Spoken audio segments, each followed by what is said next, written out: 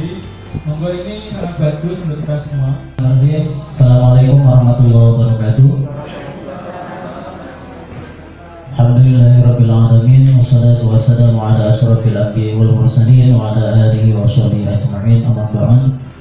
Wa syukurillah, puji syukur kepada Allah Subhanahu wa taala bahwa pada pagi hari ini Allah Subhanahu wa taala masih senantiasa memberikan kenikmatan bagi kita semua, sehingga alhamdulillah wa syukurillah kesempatan pada pagi hari ini kita bisa melaksanakan aktivitas kita sebagaimana mestinya, menjalankan apa yang menjadi kewajiban kita, dan mudah-mudahan apa yang kita kerjakan senantiasa diridhoi oleh Allah Subhanahu wa taala. Amin ya rabbal alamin.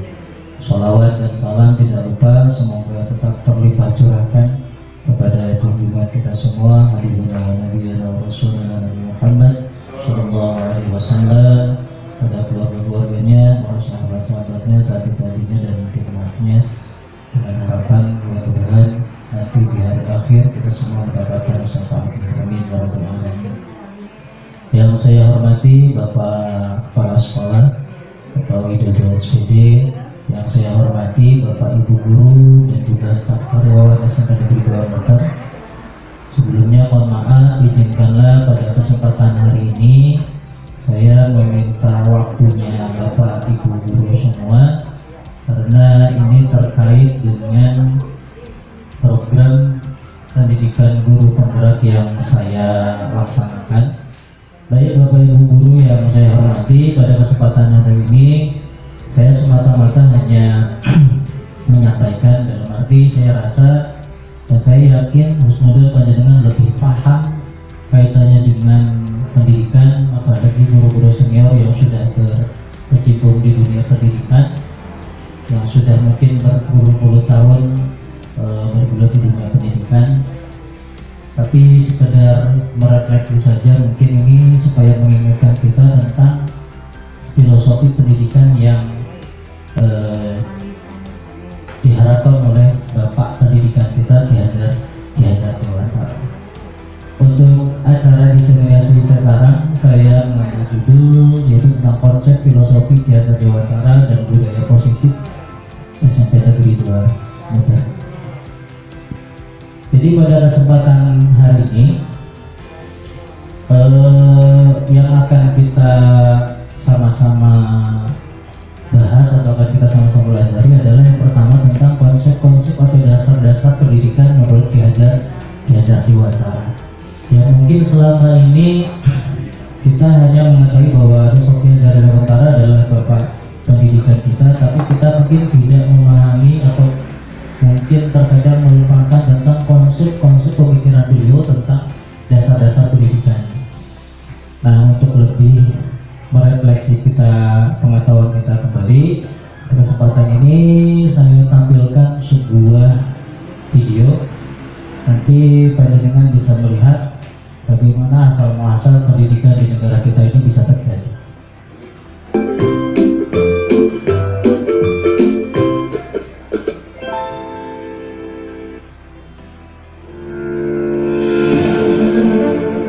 Salam dan bahagia Bapak Ibu calon guru penggerak. Video ini akan menggambarkan tentang pendidikan zaman kolonial, sekaligus menjadi pengantar bagi Anda untuk berefleksi kembali perjalanan pendidikan Indonesia dari zaman kolonial hingga saat ini.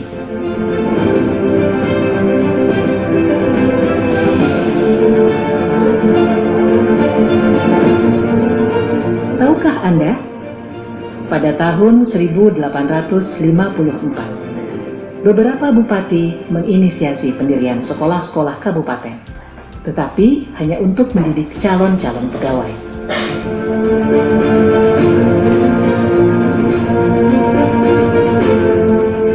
Kemudian tahun yang sama, lahirlah sekolah-sekolah Bumi Putra yang hanya mempunyai 3 kelas. Rakyat hanya diberikan pengajaran membaca, menulis, dan berhitung seperlunya, dan hanya mendidik orang-orang pembantu dalam mendukung usaha dagang mereka.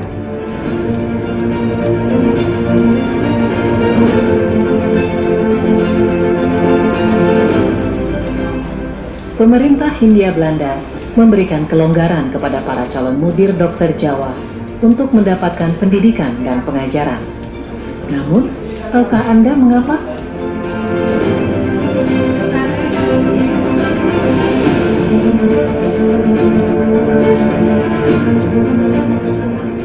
Pada tahun 1920, lahirlah cita-cita baru yang mengimpikan perubahan radikal dalam pendidikan dan pengajaran.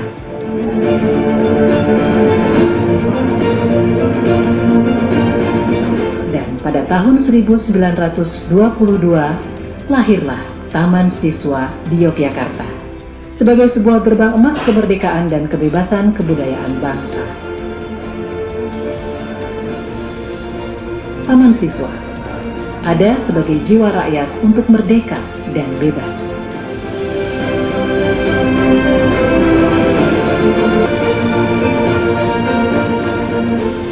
Lalu, apakah kita sudah merdeka?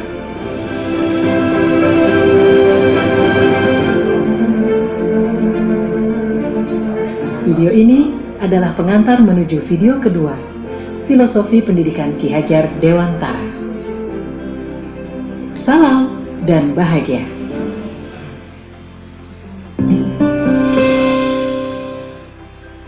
Dan sekilas itu merefleksi tentang sejarah asal muasal adanya pendidikan di negara kita.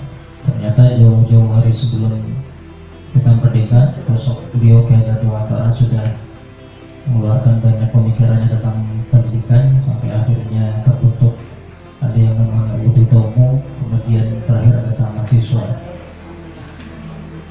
Baik Bapak Ibu Guru yang saya hormati, pada kesempatan hari ini ada sebuah refleksi yang kita melihat tentang pembelajaran atau kegiatan belajar pada masa lampau. Sadar tidak sadar, terkadang kita masih mengingat tentang keadaan kita pada saat kita menjadi seorang murid.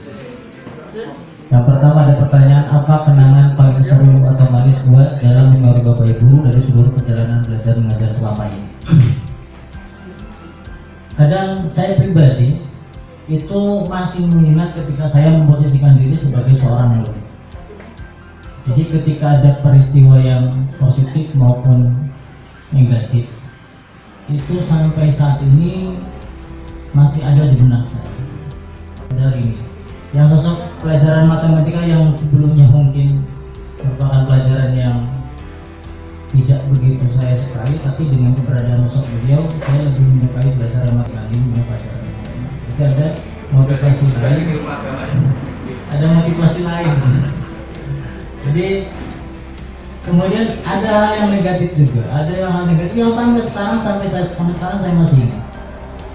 Dan saya yakin Bapak Ibu Guru juga sama, masih mengingat kenangan-kenangan baik itu yang baik dan yang buruk ketika kita memasuki proses kegiatan belajar mengajar.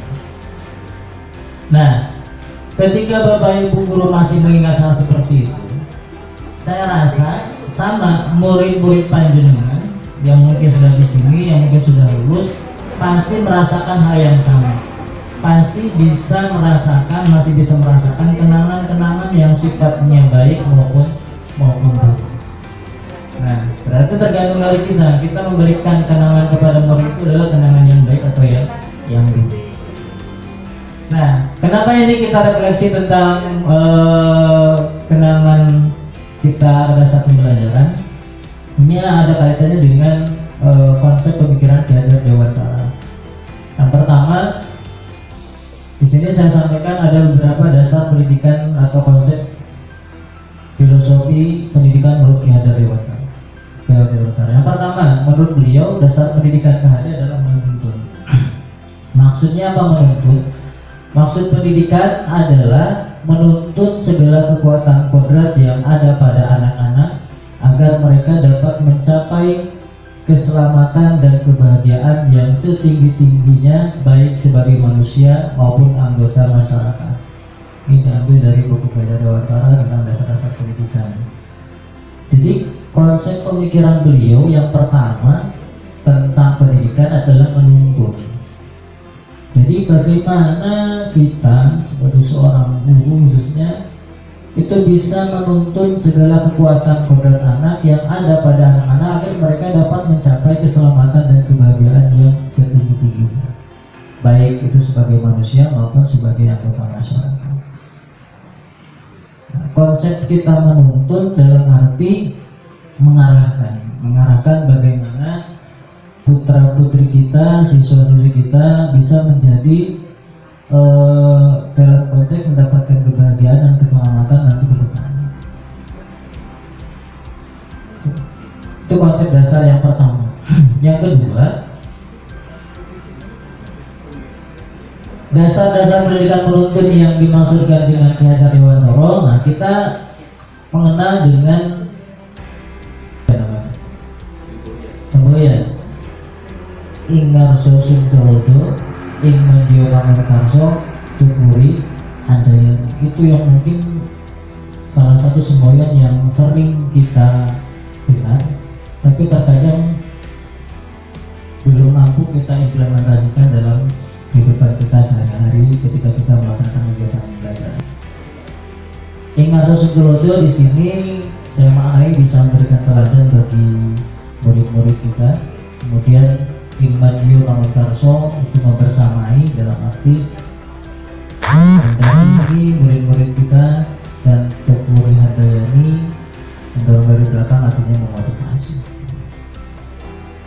Nah, konsep menuntun yang dimaksudkan oleh Ki Hajar Dewantara tidak lepas dengan semboyan yang disampaikan oleh beliau tentang Ingarso Sungkorodo, Mandio Pamungkarso, dan Tukuri Handayani, di mana ketiga langkah menuntun ini diharapkan bisa membuat selamat dan bahagia sebagai manusia, anggota masyarakat. Berikutnya, dasar pendidikan kita sesuatu sesuai dengan apa yang keinginan orang lain itu lakukan. Tapi justru diri kita sendiri yang bisa mengontrol apa yang menjadi keinginan kita sendiri. Nah, kalau kita lihat diilustrasikan pada hal tersebut, bagaimana kalau kita misalkan ingin membuka kepalan tangan itu, kita ingin memberikan barang berharga tersebut tanpa direbut dengan orang-orang lain pun itu bisa saja. Jadi posisi di sini adalah bagaimana seorang orang lain itu tidak bisa mengontrol orang yang lain juga.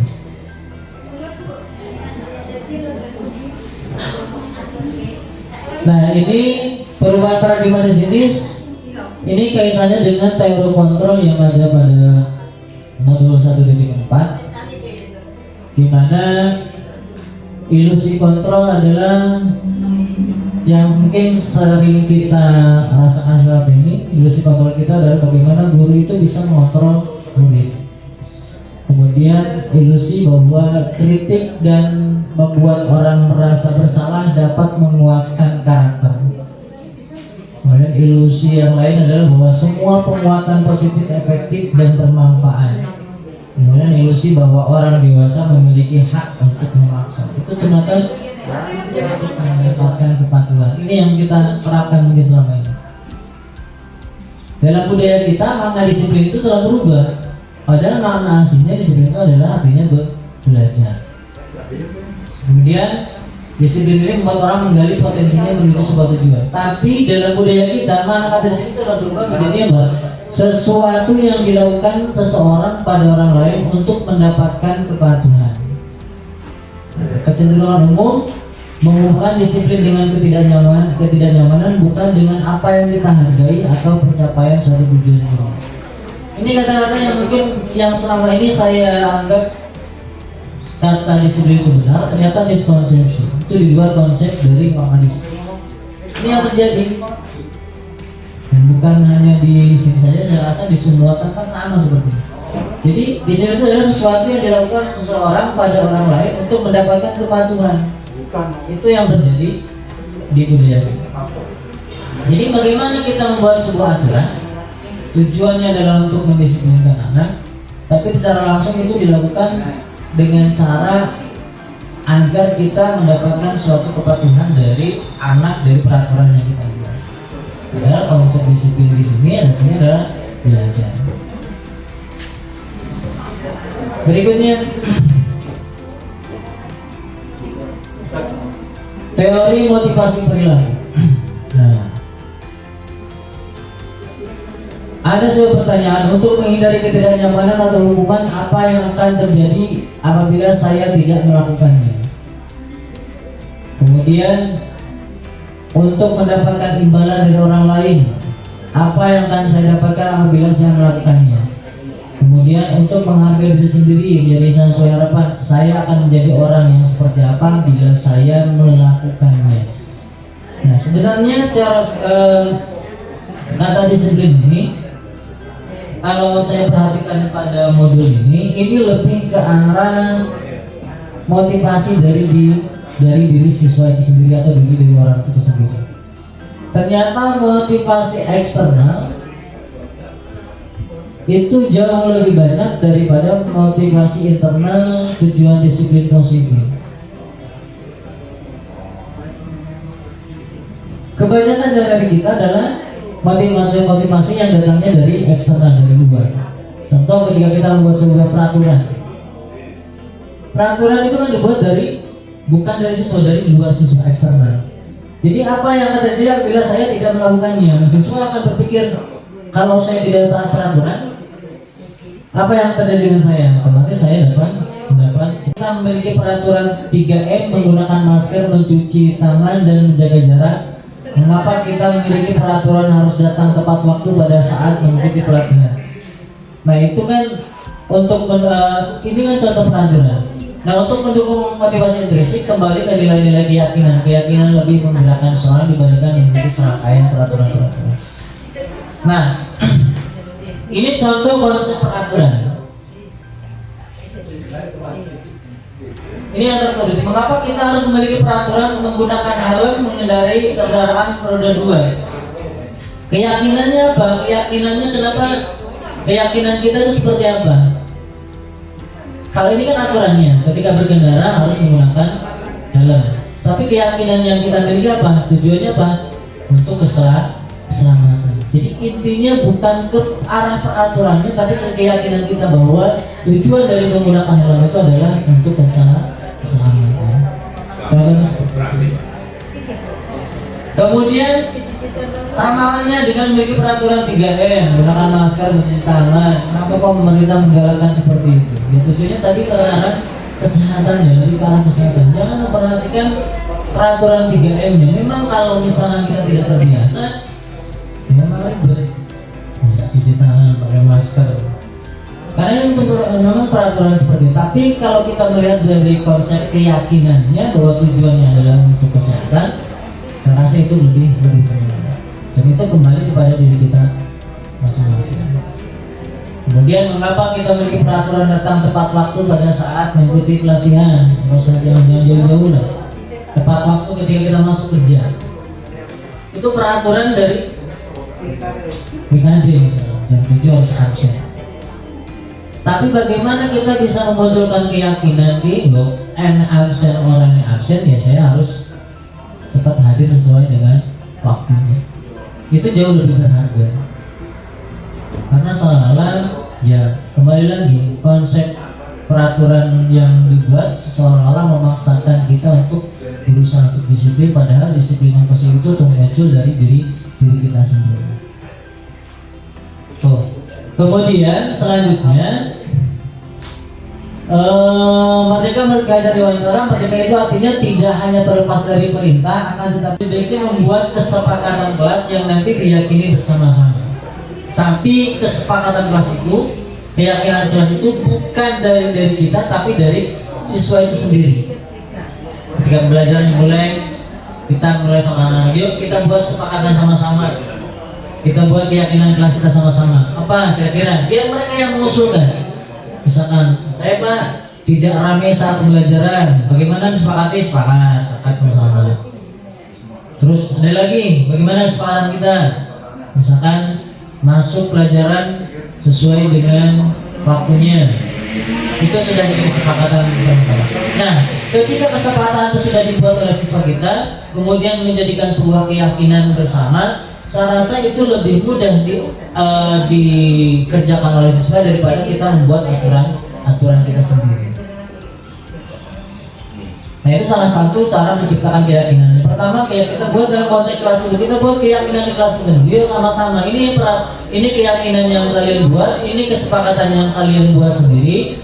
Berarti konsekuensinya kita harus sama-sama mentaati apa yang menjadi kesepakatan kita sendiri. Jadi biar mereka yang menentukan sendiri. Yang penting asasi dari pembelajaran itu bisa tercapai.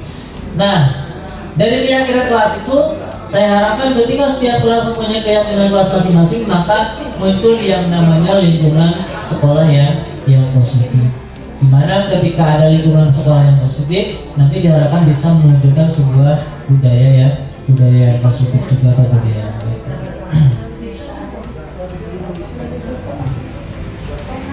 Nah, ini contoh kesepakatan kelas, misalkan datang tepat waktu, mengucapkan salam, menjaga kebersihan sekolah, tertib. Nah ini bentuk keyakinannya seperti ini. Kami guru dan murid kami murid yang bersemangat belajar, kami murid yang peduli dengan teman-teman.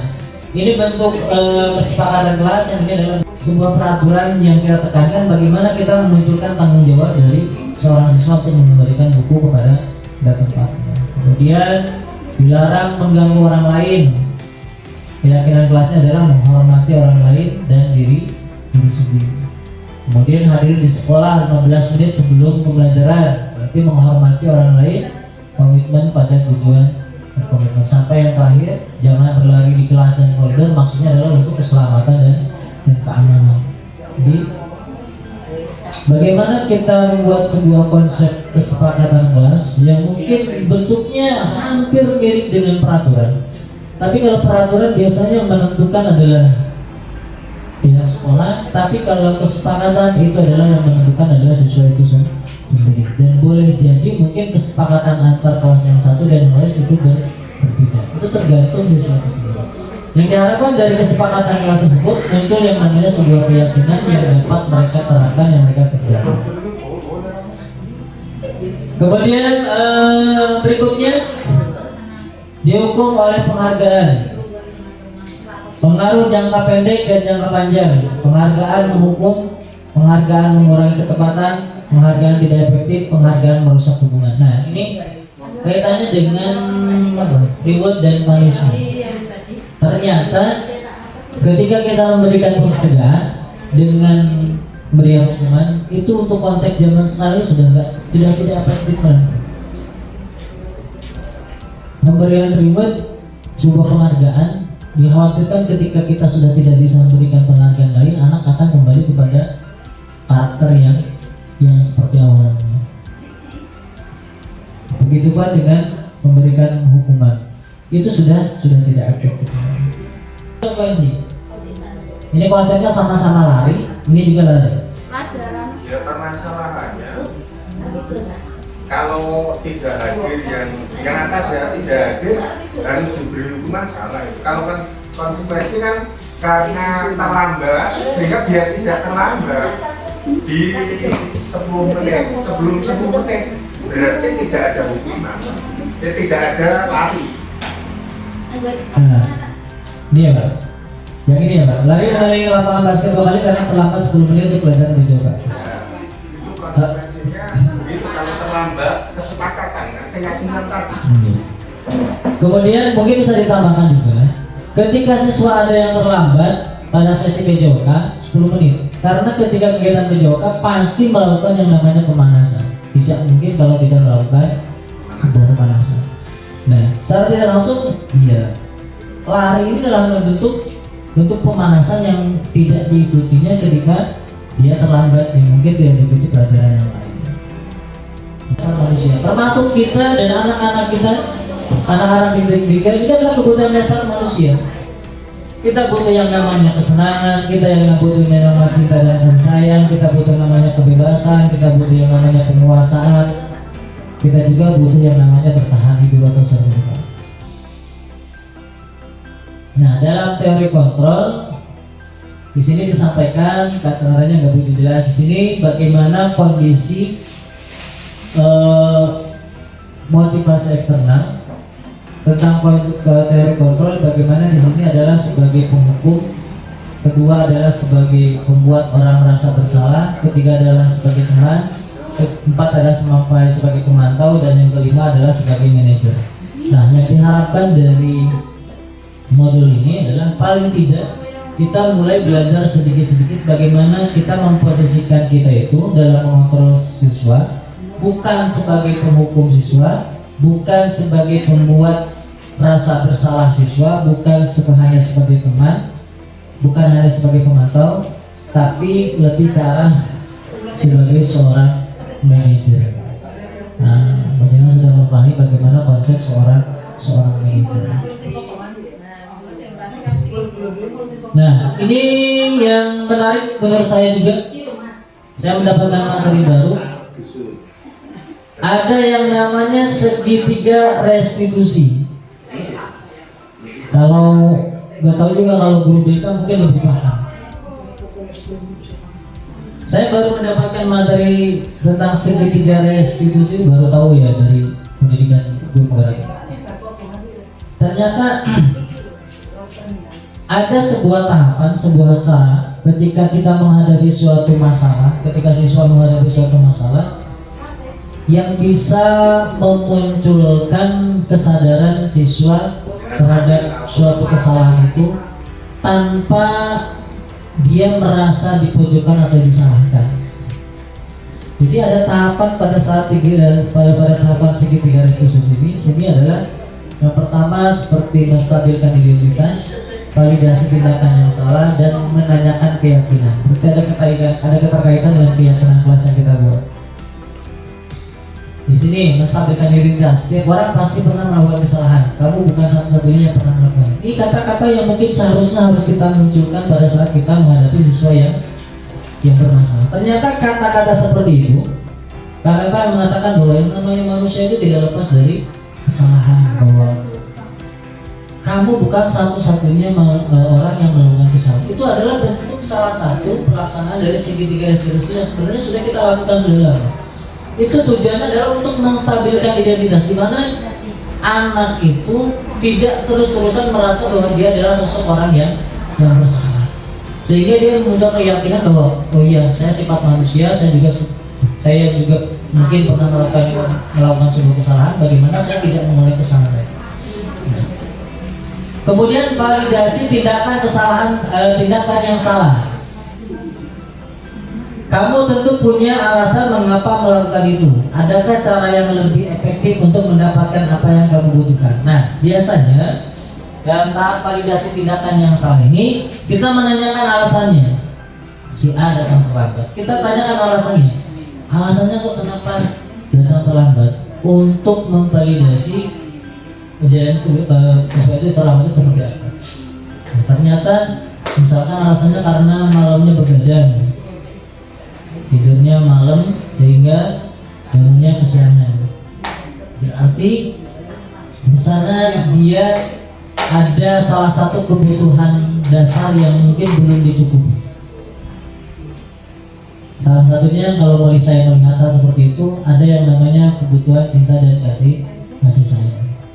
Di sini proses pendidikan dari orang tua sangat penting. Bagaimana seorang anak bisa mendapatkan cinta dan kasih sayang dari orang tua, sehingga ketika pemenuhan cinta dan kasih sayang dari orang tua itu sudah terpenuhi dengan baik, saya rasa siswa tersebut tidak mungkin melakukan kegiatan yang namanya terlambat sekolah setiap hari. Pasti ada orang tua yang mengingatkan, anak bangun jam pagi karena mendapatkan kasih sayang, ayo berangkat sekolah. Tapi ketika misalkan anak yang tidak mendapatkan kasih sayang dari orang tuanya yang merasa begitu, tidak memperhatikan anaknya, dampaknya seperti itu. Kemudian menanyakan keyakinan kelas apa yang setelah kita kesepakati kamu ingin menjadi kamu menjadi orang seperti apa. Jadi ketika anak itu membuat sebuah kesalahan, kita menanyakan kembali. Yuk diingat-ingat dulu, kita buat kesepakatan kelas, keyakinan kelas. Masih ingat gak keyakinan kelas kamu apa? Misalkan apa? Datang mengikuti pelajaran sesuai dengan waktunya. Itu kan jadi anak sudah mengetahui keyakinan kesepakatan kelas yang memang karena dibuat oleh mereka sendiri, bukan dibuat oleh kita. Nah, akhirnya bahkan ketika dia sudah diingatkan dengan keyakinan kelas, Nah, kita kembalikan lagi kepada dia. Terus konsekuensinya bagaimana ketika kamu misalkan melanggar apa yang menjadi keyakinan kelas? Ya silakan anak sendiri yang menentukan konsekuensinya seperti apa. Misalkan, Pak, mas saya mau membersihkan lingkungan sekolah karena saya lihat misalkan sampahnya banyak. Ya silakan, itu kan bukan satu hukuman, karena itu adalah konsekuensi yang itu muncul dari siswa itu sendiri. Nah, sebenarnya kegiatan atau konsep segitiga restitusi